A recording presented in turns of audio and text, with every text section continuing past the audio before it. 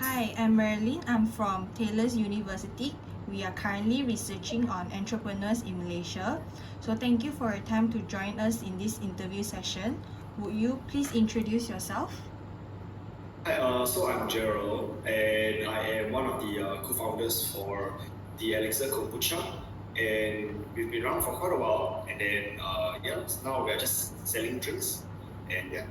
So we will start off with our interview with the first question, which is, what was your biggest motivation for starting your own business? This was back then during MCO time. Was it MCO?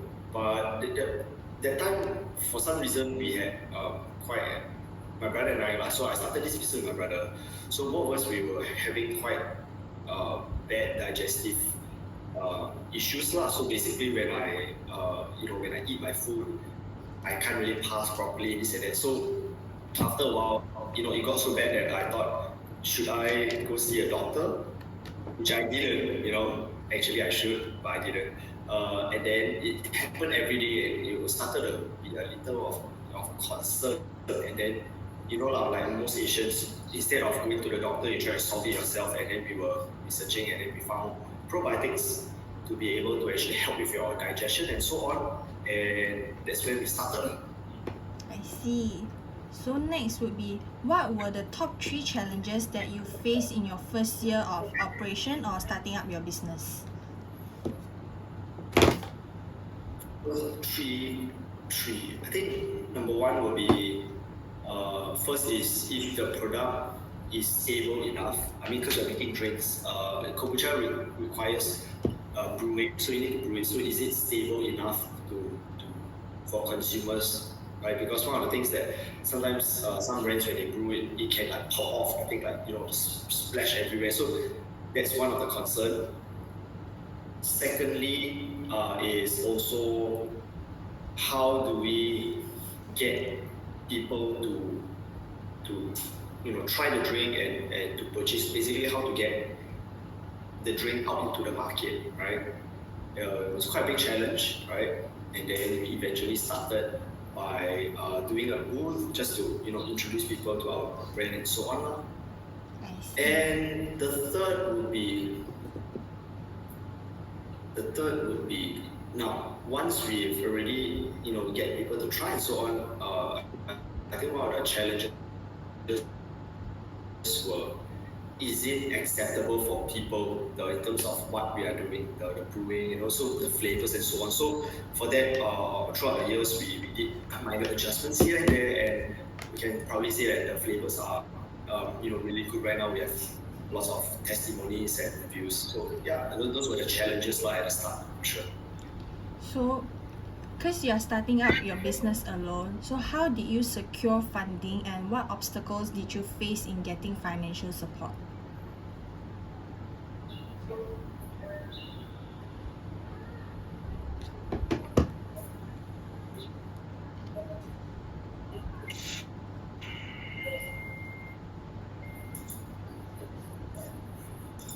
Sorry, can you say that one more time? I couldn't hear you. The internet was Okay. lagging. So like you have said, like you mentioned, you started your own business.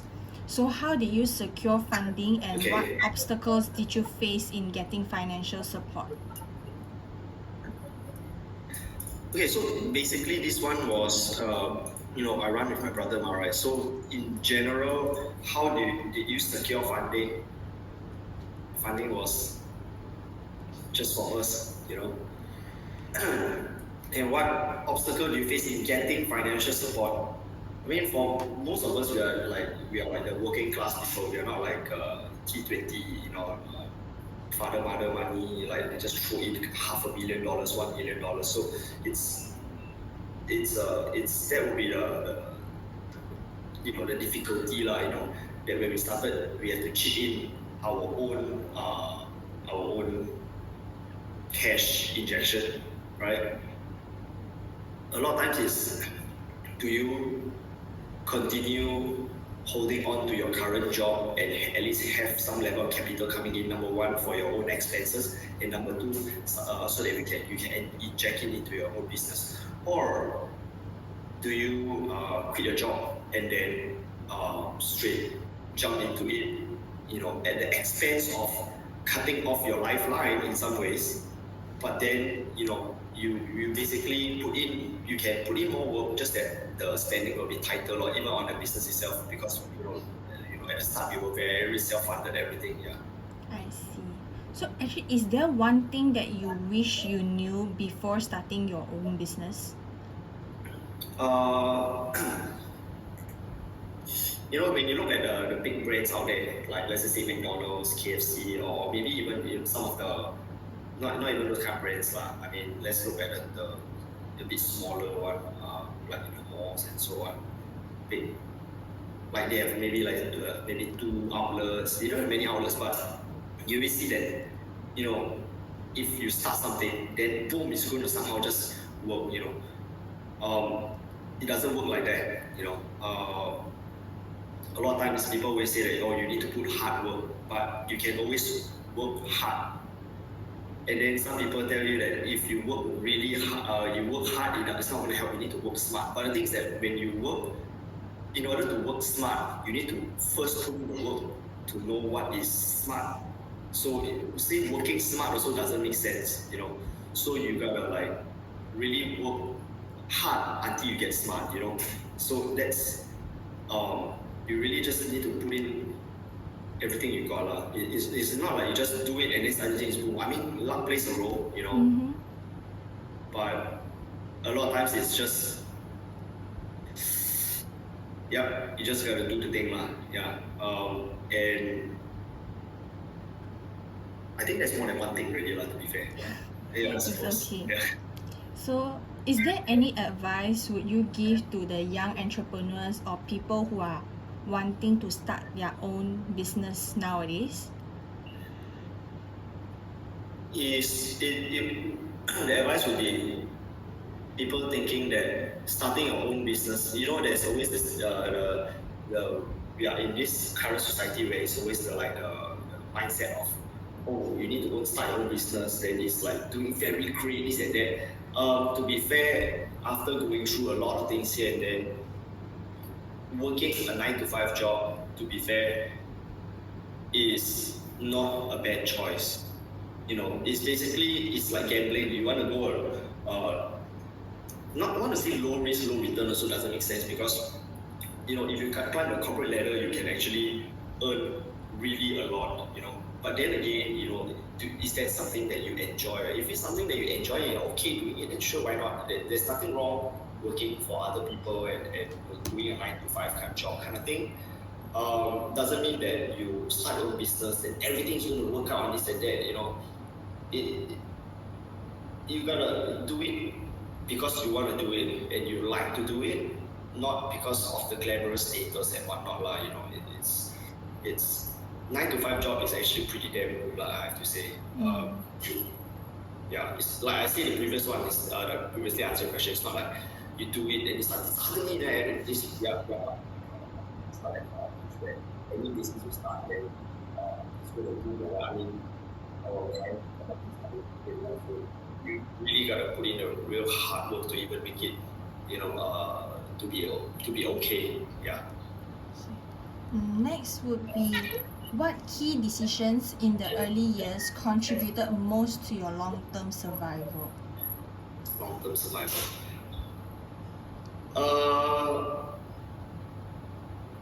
I think most businesses, the main thing is that getting in the sales is one thing. You can get in a few sales, you can get in a lot of sales, but what makes a difference? Maybe the one getting a lot of sales will die. Well, I mean, could have higher chance to die rather than the one making a little sales. The one that is making or breaking this state is actually the cost itself. So if you keep your costs low, then you can slowly scale up. Because if the thing is that if certain industry, like you are not, the industry, the market is not ready for your kind of product and so on. If you scale up too fast, you expand operations, but your cost is so high, and then no one buys your stuff, you will kill yourself. Even if you have people buying your stuff, if it's not enough people to even cover the cost, let's just say if your cost you expand and then like your cost is like 4 times the initial cost. But then you say, hey, sales now, I double up my sales, but you say amazing, double up the sales, but if your sales is not even reaching close to covering your costs, you will die. So in terms of long-term survival, I think for the most part it's always about playing with the cost rather than just the sales part. Next would be like, how do you navigate government regulations or like bureaucracy in Malaysia? Is there any tips would you give to new entrepreneurs today? I do know people that they are treading on the lines of what is legal, what is illegal kind of thing, and that kind of challenges is if something that is not legal or is if it's clearly illegal, right? Then the thing is that if you're selling something that's something like that, right? The problem is that it's hard to do your marketing and so on. But if you are doing something that's on the legal side of things, then of course you can probably do your marketing and so on, and no one will come knocking your door, So on. I think the tips is that just stay compliant. We are in Malaysia. Try to make it halal or Muslim friendly. Just basically make something that people would want and they like it and is in regulation, and you should be fine. You don't go out of the way to do something that is a bit more suspicious, but then again, for our drinks, there's nothing really illegal about it, navigate. It's just that the only thing that we are looking forward to do is to get a halal regulation soon.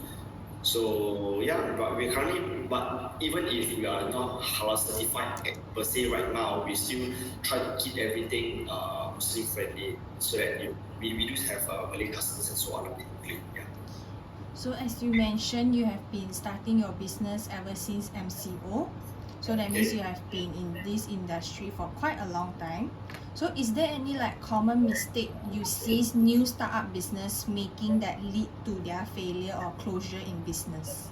Ramp up too fast. Ramp up too fast too soon. In short, some of them they went bomb, they got a lot of funding here and then they whack, open a lot of outlet. After that, if it doesn't keep up, their sales cannot keep up.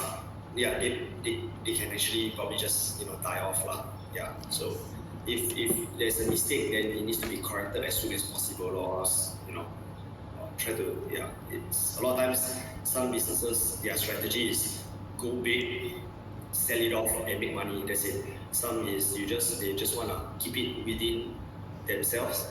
They ramp up slowly and then they long-term survivability, and then everyone profit from there together, and then it's different. So like nowadays is a very internet-based, social media-based generation. So how has digital transformation, for example, like e-commerce, fintech, impacted your business strategy in helping or giving benefits in your business? There is pros and cons to this, right? In terms of the whole digital transformation. Number one is the good part is that you can reach people that you have never reached before, because not everyone is at a place, all the time, right? If let's just say you are selling at in South Pyramid, half Selangor people would be in Pyramid at the same time. But with digital, through digital targeting and so on, you can actually reach those people, because most people are on social media. You can always try to do content, this and that, try to reach out to them and so on.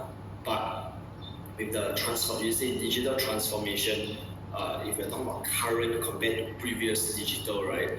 The thing is that the cons is that now, because everyone can do it, the market is so saturated, it's very difficult to try try to get people to remember you. I think that would be the trick, because everyone is selling something, and it could be a good product, it could be a bad product. So a lot of customers, they are very bombarded with a lot of things here and there, right? So it's just very saturated. It's difficult to try to find the right people, the people that the right target audience lah, basically. Yeah. And of course, e-commerce wise, we also have been we started running our web store not too long ago. Then now we get more and more people coming in, buying through our website and so on, and we do the delivery. So I think that's a good thing lah. So pros and cons lah, digital transformation. Yeah.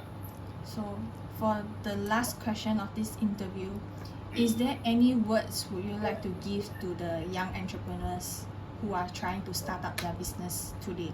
Who are trying to start up their business? I think you can always try to start something and try to see where it goes. And if you're just trying just to for fun and so on, I think number one, just don't quit your job first. You never know when you're gonna need that money. Of course, then again, if your dad owns a Rolls Royce, then why the hell not? But a lot of times, all of us, most of the people, we are working class people. Just to make sure you don't kill off your lifeline unless you are very certain. Yeah. That's the advice that I can give. And sometimes you make good decisions, that's great. Sometimes you make bad decisions. One sec. Actually, no. Yeah. My brother is talking to her. I think later, talk to you later. Yeah. So one of the I lost my thoughts, but wait, give me one sec. What was I saying? You mentioned don't quit your 9 to 5 job first. Second one, did I say already? Something that I started saying. Yeah, you started something like that. It's like start up slowly.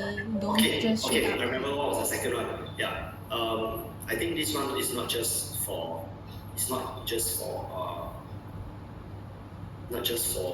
the business lah, but it's also for life, in life lah.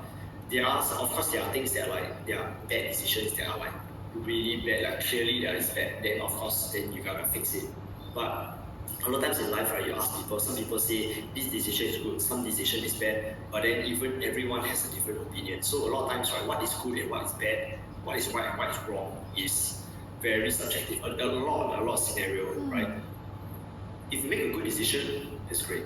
If you make a bad decision and you think it's bad, is it really a bad decision, or it's just that you didn't pour your heart in to try to make it good? You just half-assed it, So you work it out and try to turn it around to make the thing into a good thing. It's not necessary that everything is bad if it's bad.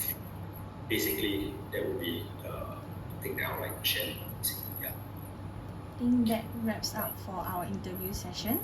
Thank you so much for this opportunity to let me interview you. I appreciate the time that you have taken to speak with me today. It was great meeting you and learning about startup business or entrepreneurs in Malaysia. Thank you so much. Alright, thank you. Thank you.